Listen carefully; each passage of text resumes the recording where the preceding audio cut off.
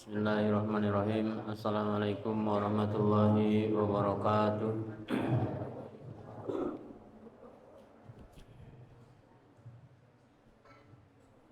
Innal hamdalillah nahmaduhu wa nasta'inuhu wa nastaghfiruh wa na'udzu billahi min shururi anfusina wa min sayyiati a'malina.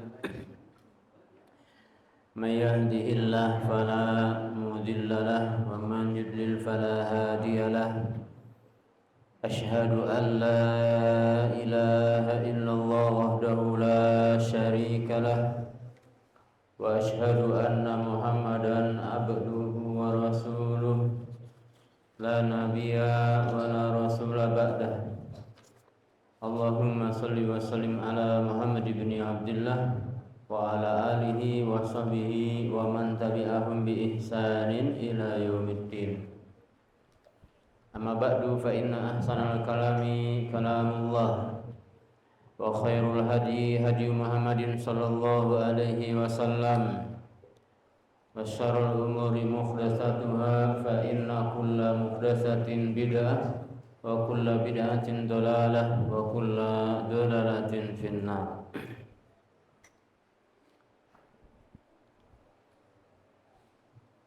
Ayuhal ikhwah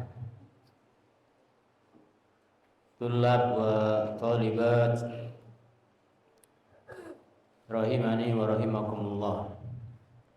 Puji syukur pada Allah Subhanahu wa taala atas nikmat karunia yang Allah berikan kepada kita semuanya, sehingga kita masih bisa melanjutkan kembali kajian syarah Aqidah Wasithiyah.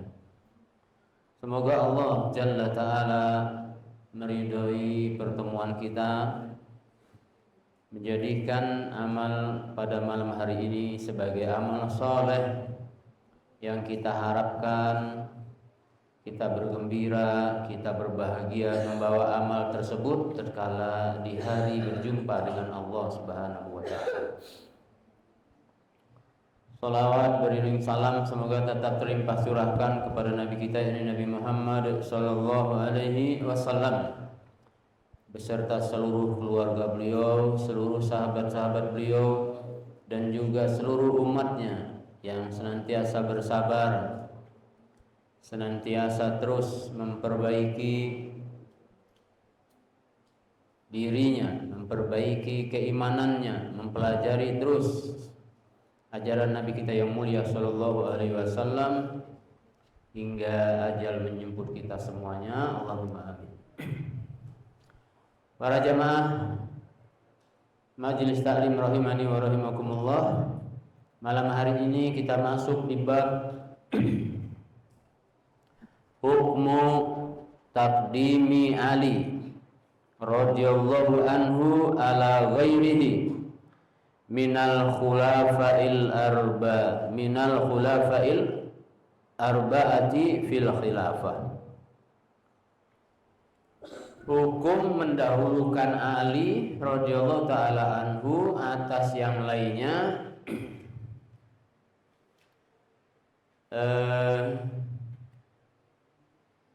dari khulafah.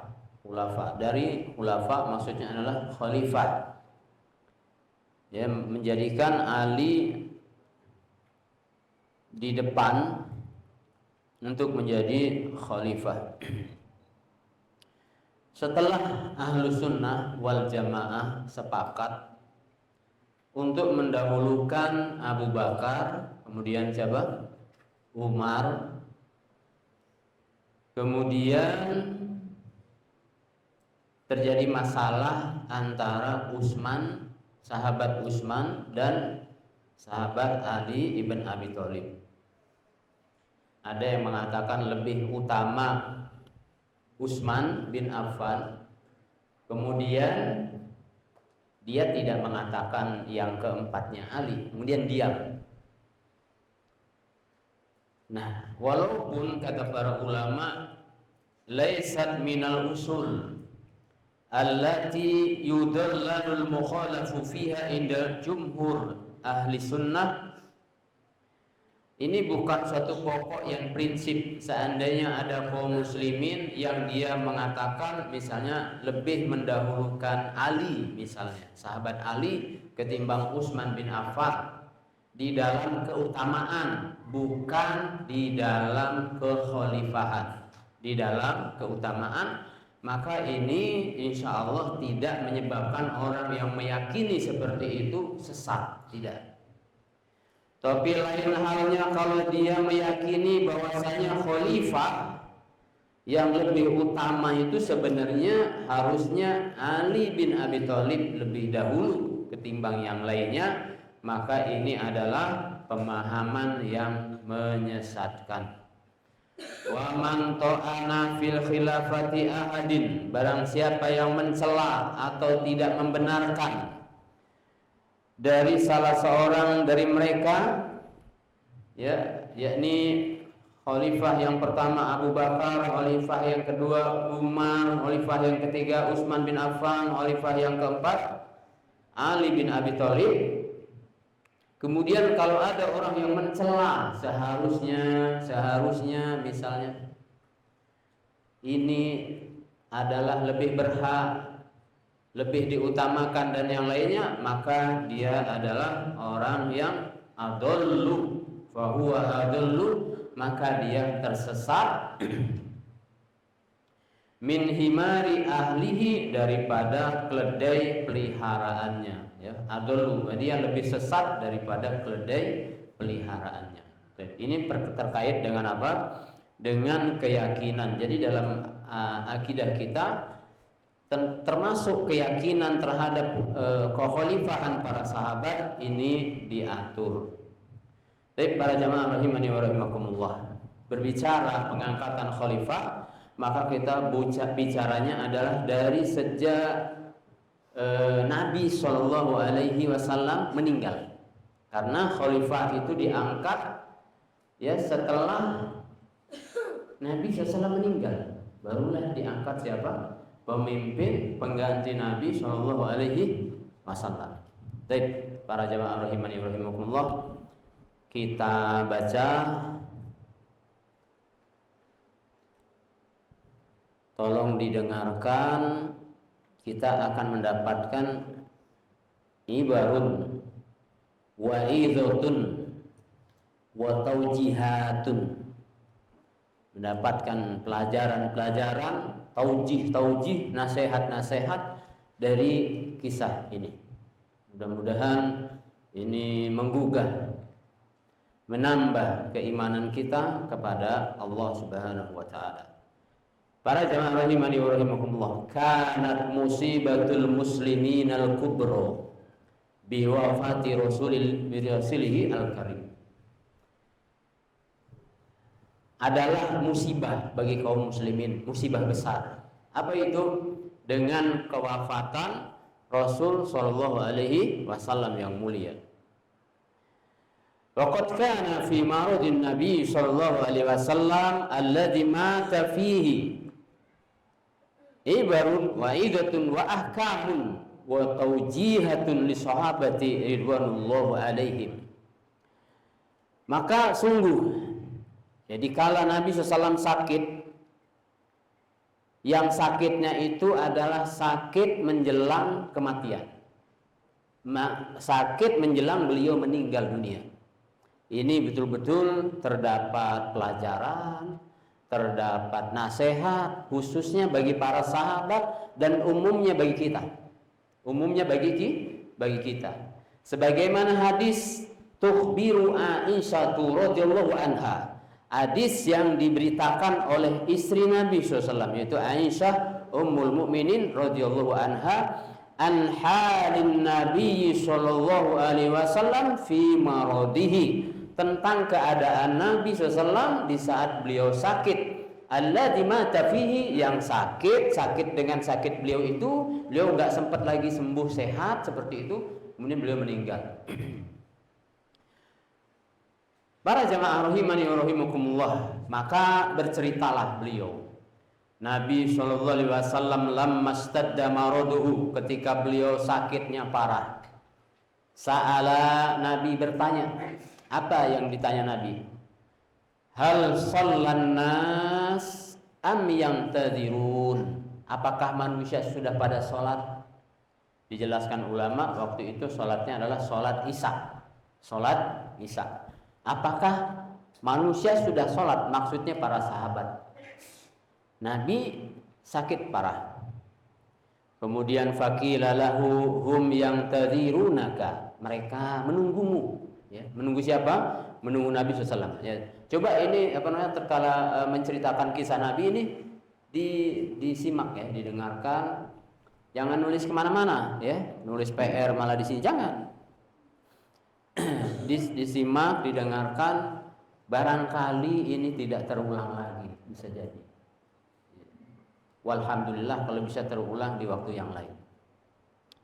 Ketika Nabi sakit, Nabi nanya. Ya, bayangkan Nabi sedang berbaring di rumah beliau di belakang Masjid Nabawi, masjidnya di sampingnya, ya, bahkan disebutkan dalam riwayat Nabi kalau beliau iktikaf, beliau nongolkan kepalanya dari jendelanya, istri beliau Aisyah menyisir rambutnya dari dalam rumahnya. Berarti dekat banget ya, sebagaimana kita tahulah sekarang di mana di situ ada Masjid Nabawi, kemudian di situ kubur Nabi, di dekat masjid itu kubur Nabi. Nah itu dulu kan kamarnya istri Nabi, yaitu Aisyah radhiyallahu taala anha. Dekat banget kan? Dekat. Kemudian apa?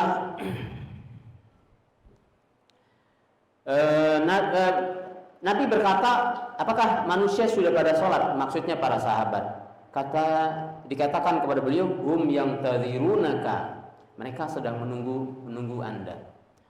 Faqala lahum, maka Nabi pun berkata kepada orang yang ada di sekitar beliau, Du'uli al-ma'a fil mihdah, letakkan untukku air di bak.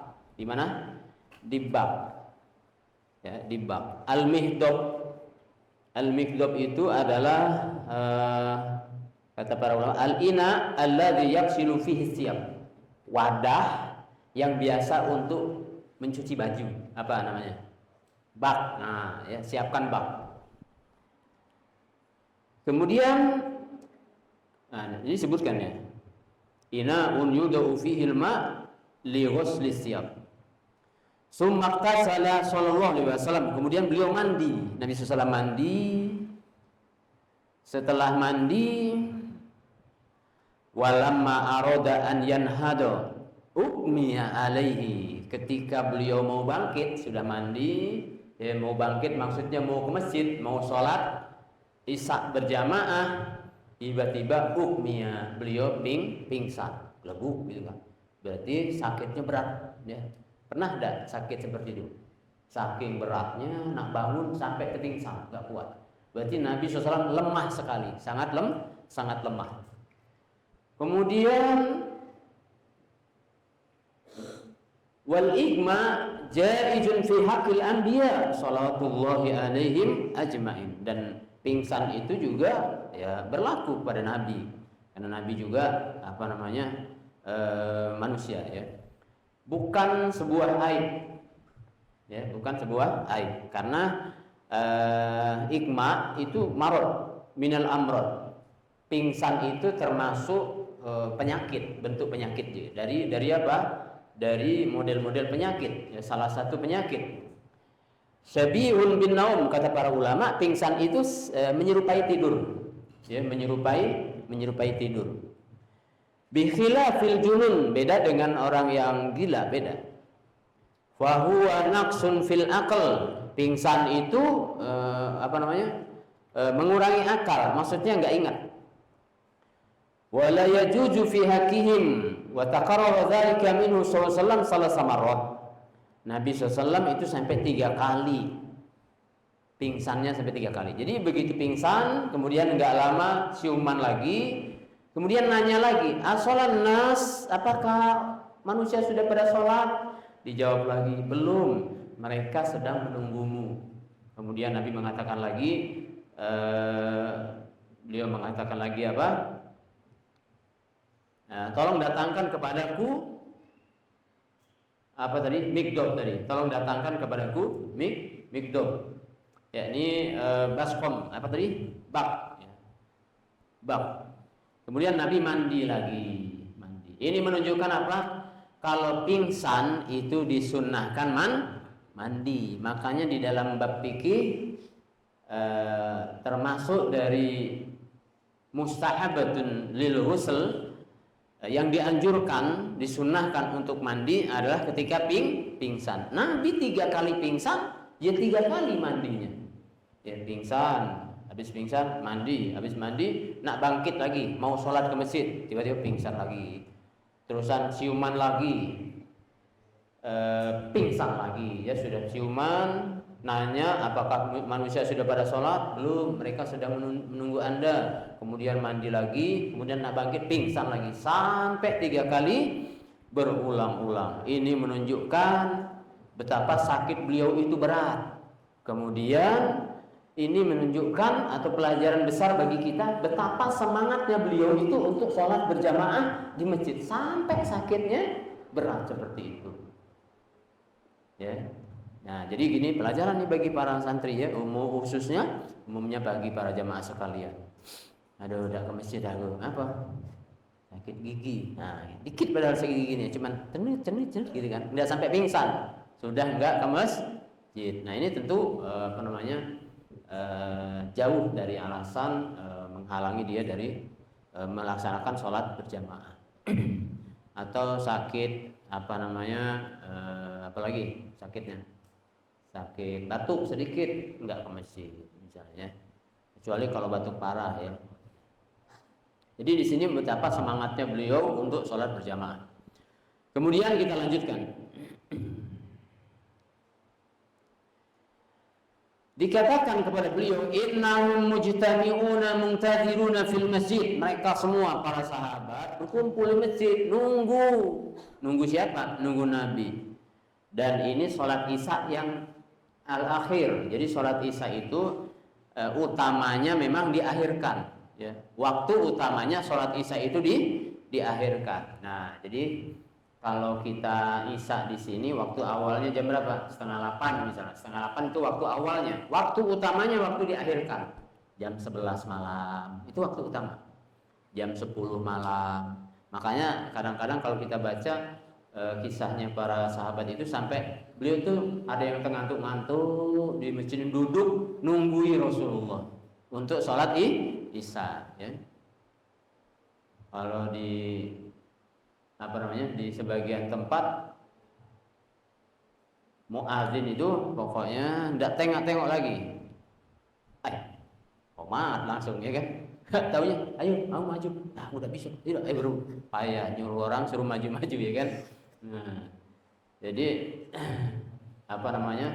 tidak dengan masjid yang di sana ada imam tetapnya, dan imam tetap waktu itu siapa? Rasulullah Shallallahu Alaihi Wasallam. Jadi ditunggu sampai malam, walaupun Rasulullah sakit, ditunggu tetap.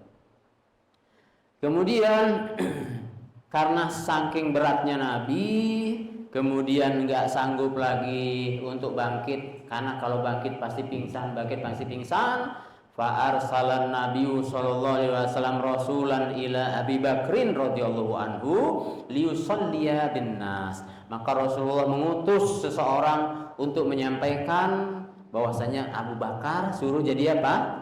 Suruh jadi imam dengan manusia. Untuk apa? Untuk sholat wastikhlafihi lahu. Untuk menggantikan Nabi. Ya maksudnya menggantikan sebagai imam. Nah seperti itu. Maka di sini kita dapat pelajaran bahwasanya seharusnya kalau masjid ada imam tetap itu, ya, yang diizinkan untuk menggantikannya adalah memang orang yang diizinkan oleh imam tetap. Orang yang diizinkan oleh imam tetapnya, gitu ya. Kalau di masjid yang ada imam tetapnya, nggak boleh asal-asalan. Kemudian para jamaah rahimani wa rahimakumullah, ini kata para ulama menjadi dalil ala fadilati Abi Bakrin radhiyallahu anhu, atas keutamaan Abu Bakar. Karena Nabi memilih siapa? Memilih Abu Bakar untuk menjadi imam. Kemudian wa tanbihun annahu aula bi khilafatihi, dan ini juga menjadi peringatan, menjadi pengingat bahwasanya beliau adalah yang paling utama untuk menjadi khalifah, menggantikan sepeninggalnya Nabi Shallallahu Alaihi Wasallam. Li'anna sholata lil khalifah, karena sholat itu adalah untuk khalifah, artinya memimpin, gitu ya.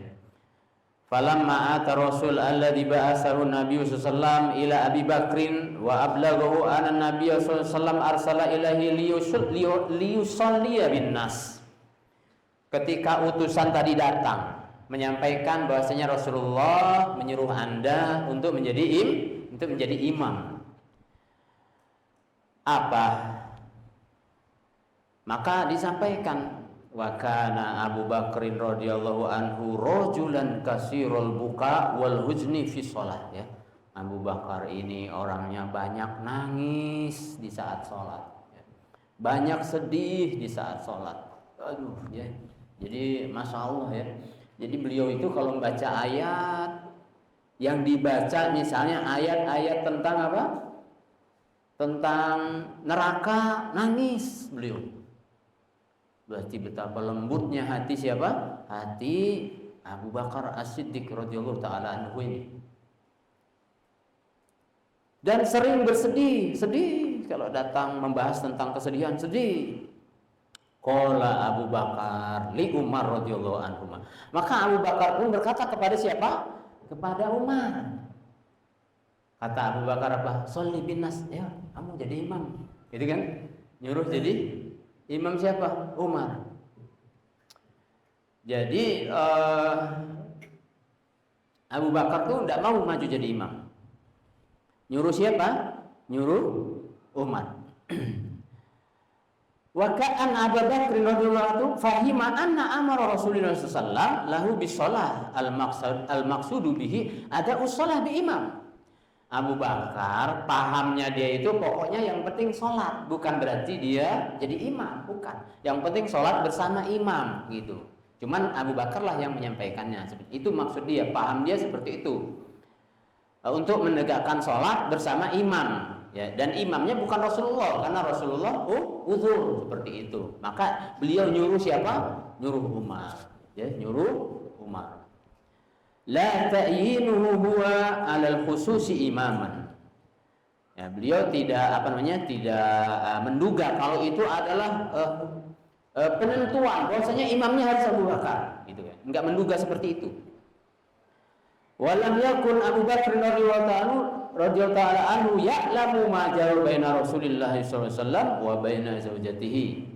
Ya, bisa ni salati Umar badala Abi Bakrin. Kemudian apa? Setelah itu ketika imam diserahkan kepada Umar radhiyallahu taala anhu, apa kata sahabat Umar bin Khattab? Beliau mengatakan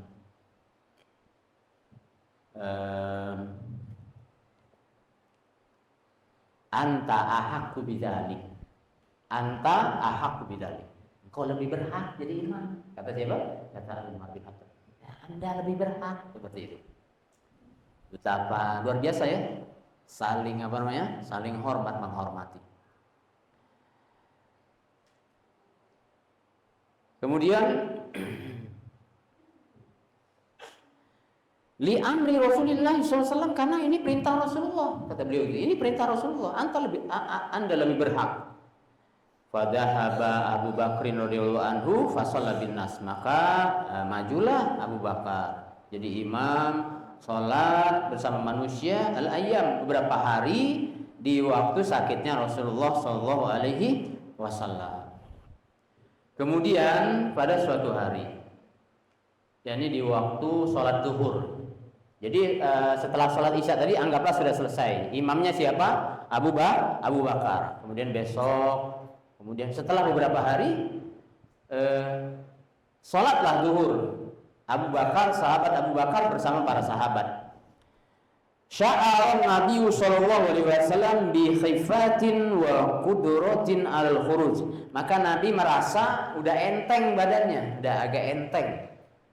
Ya, agak enteng. Maka ini kita sebenarnya dapat pelajaran juga ya. Kadang-kadang ada orang itu sebelum meninggal tadinya sakit berat, sebelum meninggal itu tiba-tiba kayak sehat gitu kan, enteng badannya, nggak taunya malah besoknya apa? Drop lagi dan meninggal. Ada kalanya seperti itu. Sebagaimana Rasulullah SAW setelah sakit berat, bangkit pingsan. Setelah beberapa hari maka beliau merasa ringan dan kuat untuk keluar. Fa kharaja baina rajulaini, beliau pun keluar, tapi bukan jalan sendiri, bukan, tapi dipapah di antara dua orang laki-laki, yakni siapa? Ali bin Abi Thalib dan Al-Abbas ibnu Abdul Muthalib. Jadi dipapah, tahu dipapah ya? Digandeng. Sebelahnya adalah Ali ibn Abi Thalib, sebelahnya adalah Al-Abbas ibnu Abdul Muthalib. Nah, kemudian ini menunjukkan beliau tuh masih lemah walaupun kuat bangkit. Artinya bangkit dan enggak pingsan, tapi masih lemah karena mesti harus dipapah. Sementara orang-orang, yakni para sahabat sedang melaksanakan sholat zuhur, Artinya mau sholat zuhur, bukan sudah sholat, mau sholat zuhur. Kemudian melihat Rasulullah keluar, falamma ra'ahu Abu Bakr radhiyallahu anhu bimakna alima bihudurihi. Setelah Abu Bakar tahu Rasulullah keluar, bi ansami'a hissahu, ya, dengan beliau mendengar apa? Mendengar apa ya? Gersak-gersik gitu ya. Tahu gersak-gersik enggak? Mendengar ya, kalau kipas ini seperti ini. Nah, kalau orang berarti apa? Mendengar itu gerusak-gerusuknya gitu ya, gerusak-gerusuk. Nah, saya nggak ngerti bahasa kita apa. Pokoknya kedengarlah oleh Abu Bakar. Padahal Abu Bakar sudah berdiri di mana? Di tempat imam. Kemudian apa? Wa yahtamilu an yakuna tafata lamma sami'a hissahu sallallahu alaihi wasallam. Ketika beliau mendengar itu, beliau iltafata, ya. Menengok, kemudian fa'arada an yata'akhkhar. Beliau itu ingin mundur maksudnya. Karena ada Rasulullah. Ingin mundur maksudnya mau jadi makmum. Maksudnya liyusalliya fi shaff khalfahu makmuman. Ingin sholat di belakang Nabi sebagai makmum. Fa'asarallahu Nabi sallallahu alaihi wasallam alla yata'akhkhar. Maka Nabi mengisyaratkan jangan mundur dari situ, tapi dengan isyarat. Ini enggak usah mundur.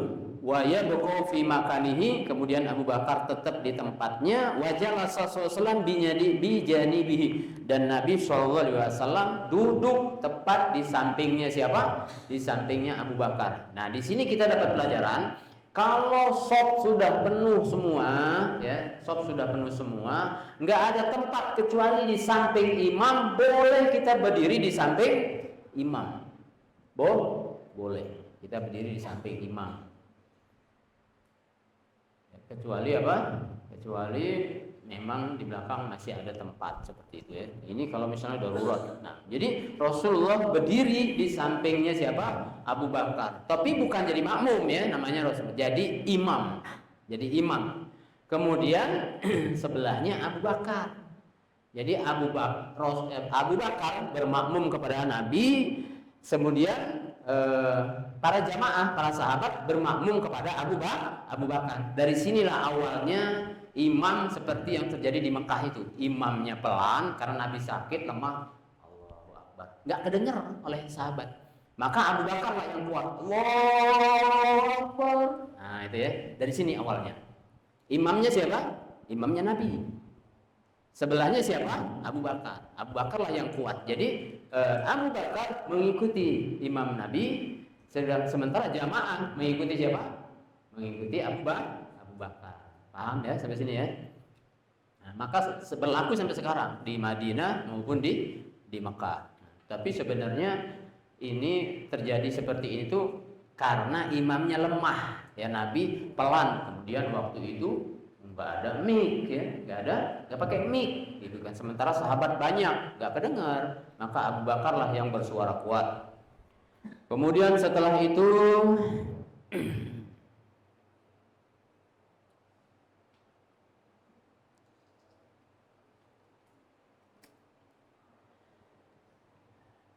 waqtadan nasu bi salati Abi Bakar radhiyallahu taala anhu li'annahum kanu la yarawnahu sallallahu alaihi wasallam wa la yasma'u sautahu, dan tidak mendengar suaranya.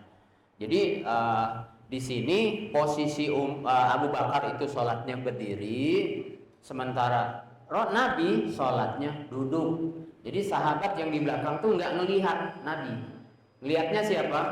Ngelihatnya Abu Bakar, karena Abu Bakar berdiri sementara Nabi duduk.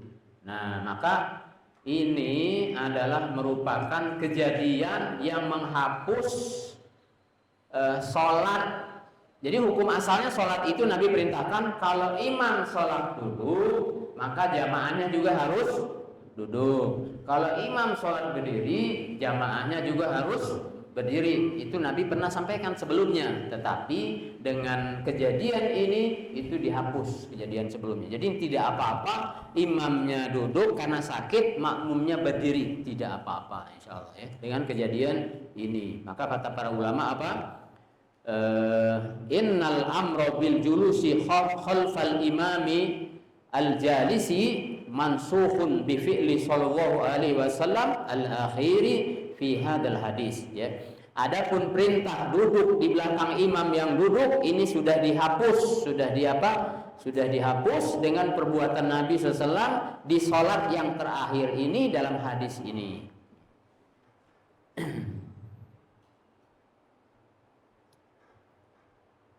Kemudian setelah itu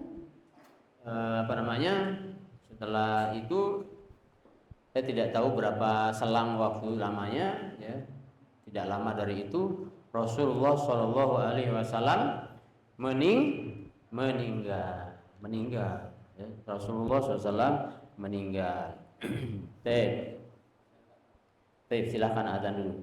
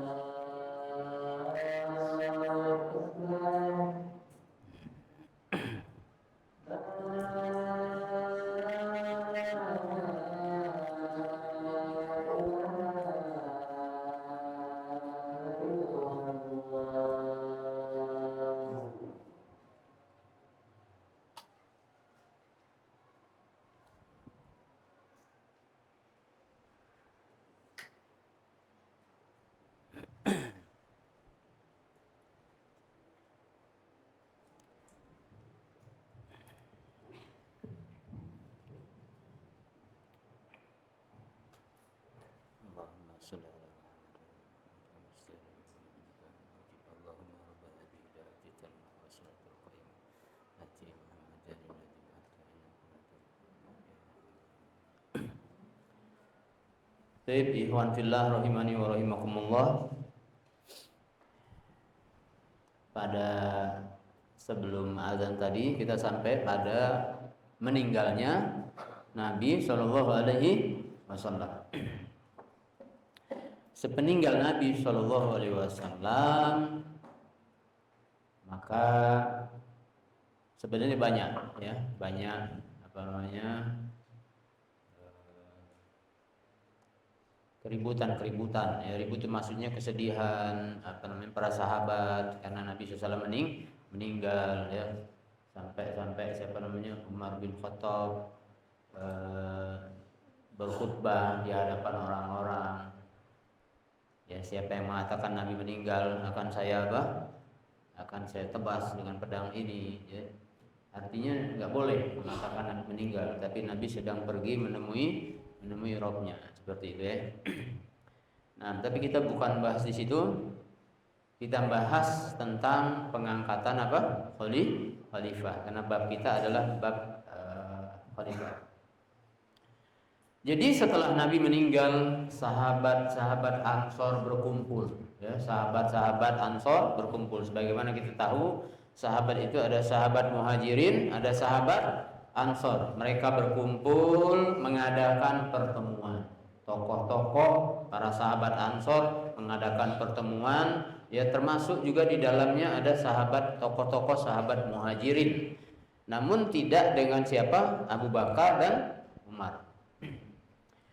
Di mana? Di Sakifah. Sakifah itu nama balai pertemuan ya, nama balai sebuah tempat untuk pertemuan milik Bani Sa'idah ya, milik Bani Sa'idah. Kemudian Abu Bakar dan Umar mendengar apa? Mendengar pertemuan ini, maka beliau pun ya, Umar bin Khattab bersama Abu Bakar ditemani oleh sahabat Abu Ubaidah bin Jarrah, cepat-cepat ingin ikut juga pertemuan, Ternyata apa? Sahabat-sahabat Ansor ini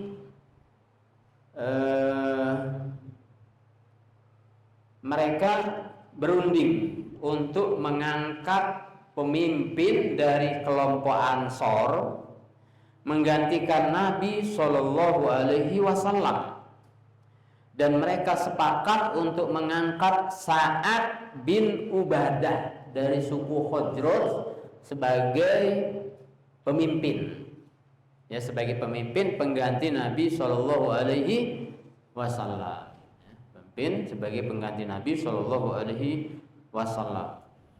Ini perdebatannya cukup alot, ya, karena memang pengangkatan pemimpin ini adalah suatu hal yang kalau kata orang sekarang ini krusial. Apa itu krusial?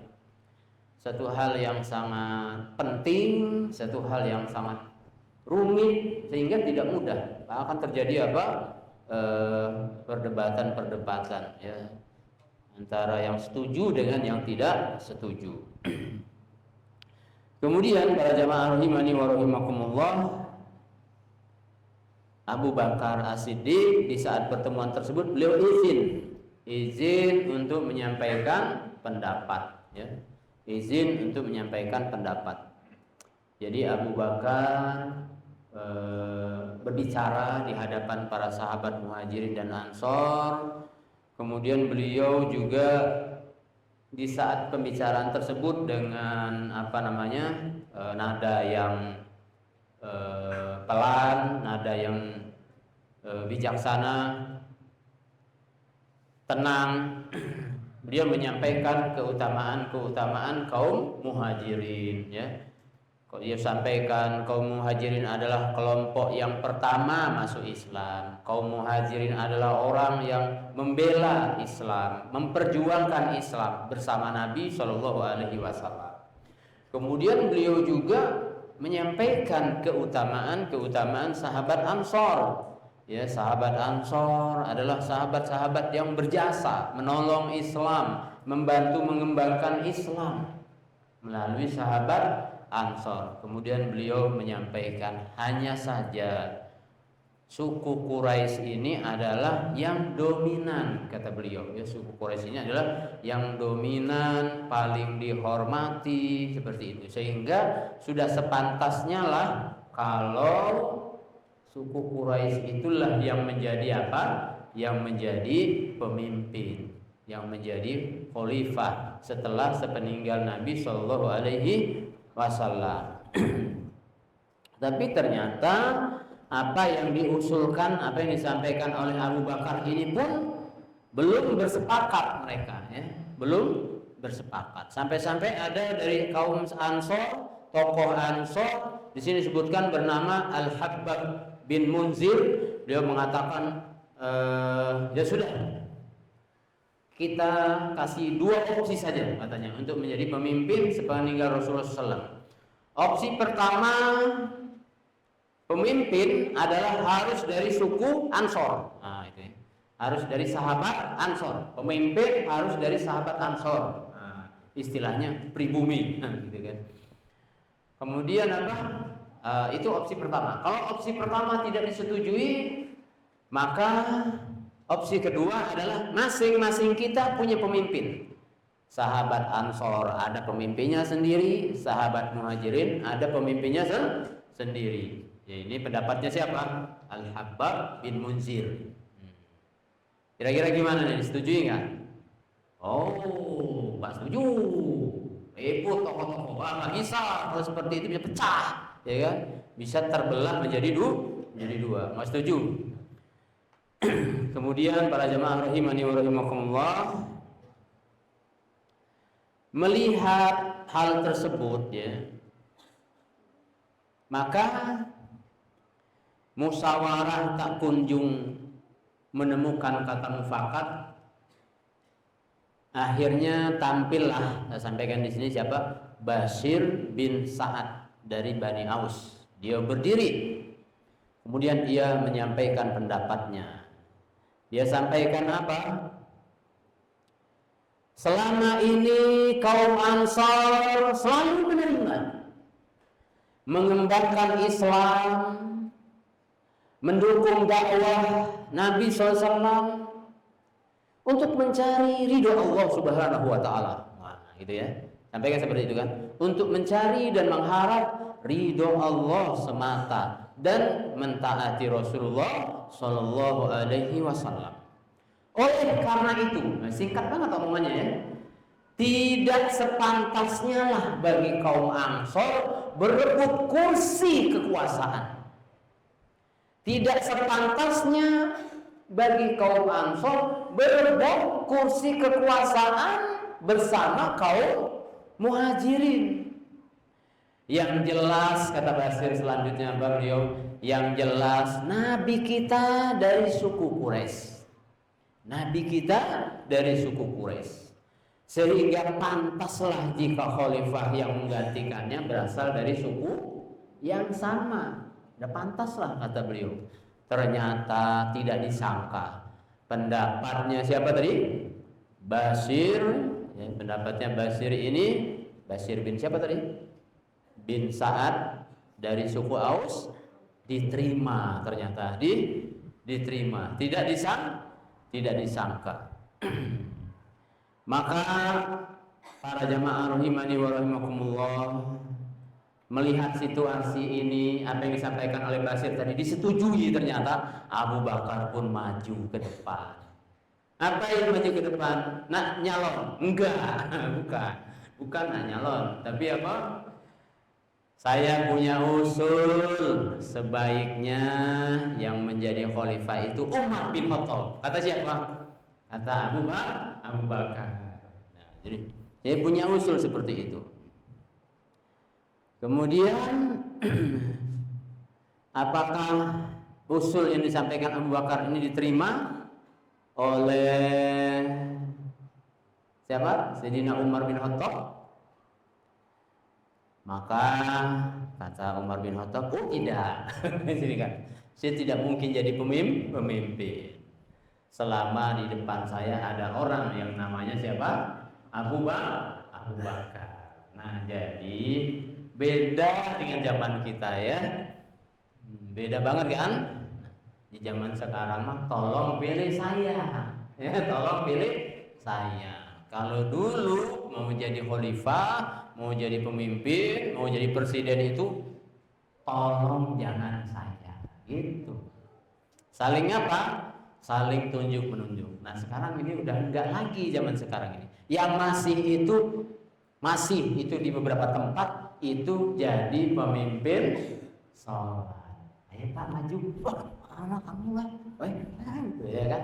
Jadi pemimpin sholat yang masih lah ada di berbagai tempat yang suka rebutan. Nah ya, maksudnya rebutan tuh rebutan mundur, bukan rebutan maju.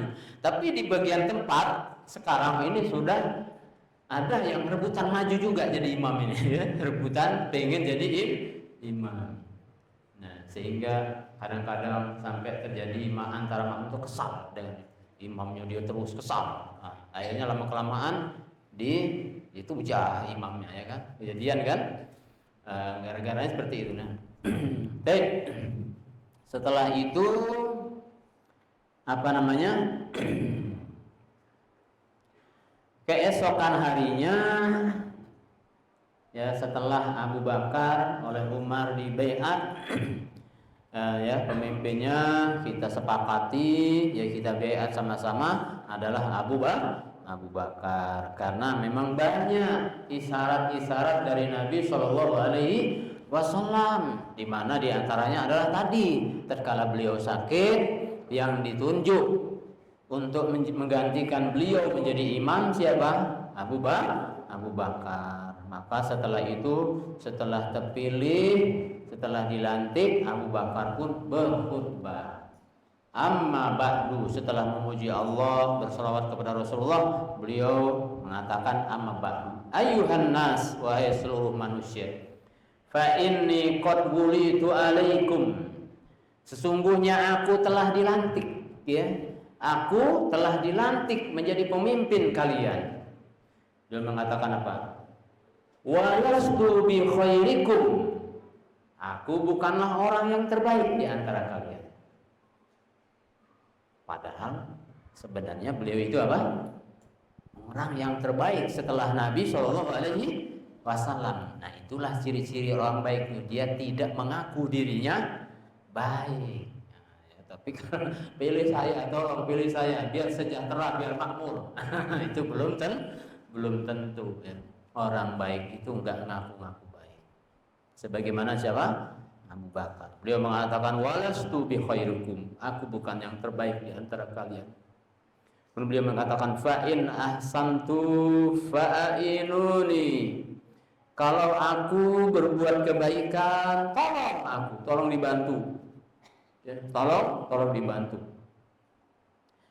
Wa in asatu faqawwamuni. Kemudian beliau mengatakan kalau aku berbuat salah, tolong luruskan aku. Jadi pemimpin itu ada kalanya terjatuh kepada kesalahan.